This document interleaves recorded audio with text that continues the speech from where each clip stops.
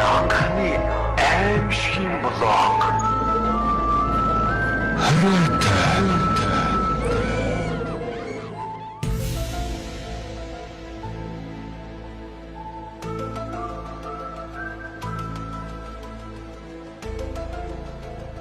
Зохиолч Түр Бурмын шөнийн аялал хэмээх өгүүлбэрийг та бүгддээ хоёр хэсэг болгон хүргэе. Нэгдүгээр хэсэг. Газар дэлхийд шөнийн харанхуй бууж, сарчгүй харанхуй шөнө болжээ.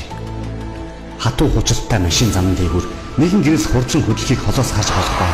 Тэр гэрэл нь замаар хурдлан давхих машины гэрэл ажээ. Эргэн тойронд нь юу ч үзэгдэхгүй. Зөвхөн гэрэл тусах урд зам гүн харанхуйгаас өөрийг олж эсвүцэн. Машин дотор 3 хүн явах бөгөөд жолооч нь 20 орчим насны эмэгтэй байхаж.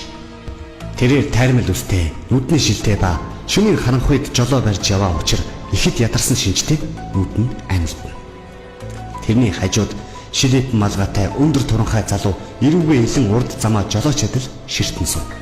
Харин хойд талын суудал дээр өдөржин унтаж ханаад саяхан босч ирээд байгаа хурдан хөдөлгөөнтэй нэгэн залуу ийш тийш ширтэнгээ олон үг ярьж байн урд сууд руу орж ирэх шахан толгоогоо чихэж янз бүрийн үг яриа өдөж явах аж. Тэрний үг ярианд нойрмоглон явах жолооч сэргэж тэрнээс дутахгүй хэлбэг ярьж эхэллээ. Замын хажууд яран харагдах мод хад чулуунууд нэглэвгүй бөгөөд цаанаар нэг амьгүй гэж бодоход амьтай ч юм шиг санагдан дотор хүйт оргуулсан үзэгдэнэ. Зарим нь бүр хүн амьтны дүрстэй ч юм шиг. Тэгээд тэр нь хөдлөж байх шиг.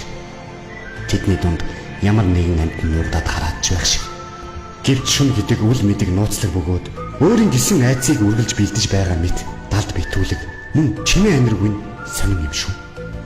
Тэд зам дээгүүр давхин өнгөрсөөр тэртээд гэрэл харагдахыг олж үзлээ.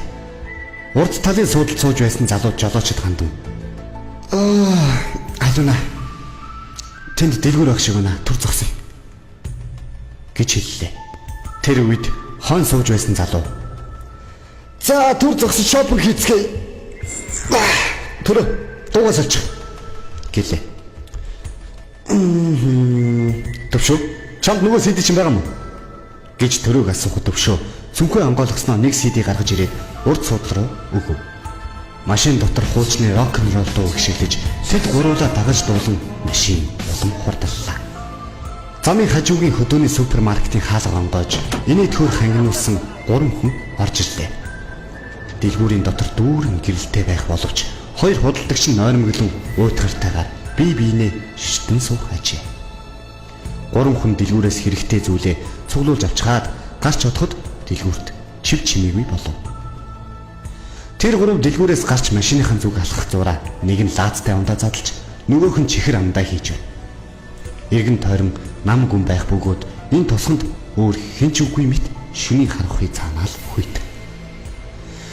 Дэлгүүрийн гаднах том гэрлээс өөр ойр хавд нь олигтой гэрэл гэхэр зүйл байсангүй. Шөнийн 11 цаг болж байна. Тэд машиндаа сууж хаалгаа хаагаад машинаа сан зам руу хөдлөлөө. Тэд хөдлөөд нилээдгүй олон километр газар явлаа. Тэгээд их зөндөр хад чулуутай ой модод буцууг багшин ургасан замаар орлоо.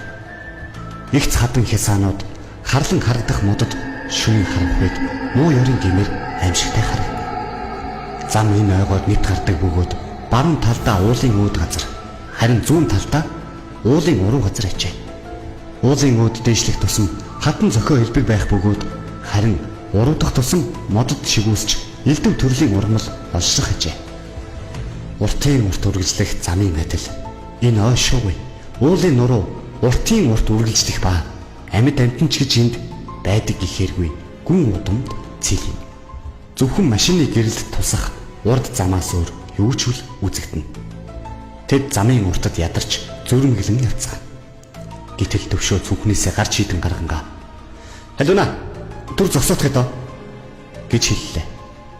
Жолооны ард золтой л унтчаагүй байсан халуна замын хажууд машинаа зогсоогоод хоёр гараа өргөн чилээгийн гаргав. Тэд гуруула машинаасаа буухад төвшөө чийдэнгийн асаасаар замын зүүн тийш уруудан морь харахаар айж ухан алхлав. Харин төрөө замын баруун тийш уулын орой ширтэн шөнийн сэрүүнд үл мэдэг чичрэн зогсно.